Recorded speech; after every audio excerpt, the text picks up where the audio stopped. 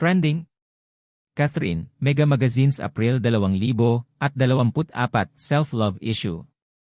Si Catherine Bernardo, ang Asia superstar, ay nagkaroon ng isang captivating photoshoot para sa Mega Magazine's April 2024 Self-Love Issue.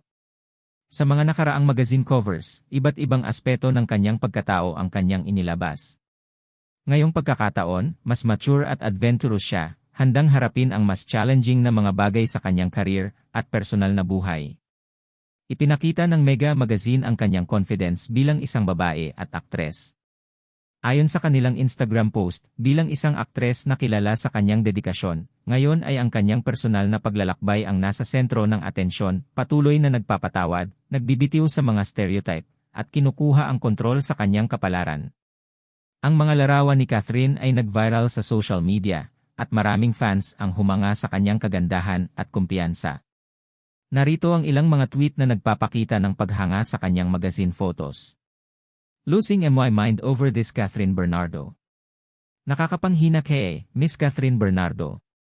Grabe yung Catherine Bernardo. She's on fire. Kamakailan lang, ipinagdiwang ni Catherine Bernardo ang kanyang 28th birthday noong Marso 26.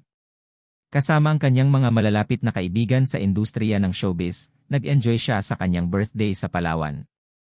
Nagkaroon din siya ng reunion kasama ang kanyang mga co-stars sa pelikulang Hello, Love, Goodbye, tulad nina Alden Richards, Maymay Entrata, Lovely Abela, at Kakay Bautista. Ayon kay Catherine, ito ang pinakamasayang birthday na naranasan niya. Sa kanyang kaarawan, nag-post din ang kanyang ex-boyfriend na si Daniel Padilla ng isang subtle birthday greeting sa kanyang Instagram story. Isang graphic art ito na tila isang selfie ni Catherine, at mayroong Japanese characters na nangangahulugang Happy Birthday. Ang mga larawan ni Catherine Bernardo sa Mega Magazine ay talaga namang nakakabilib,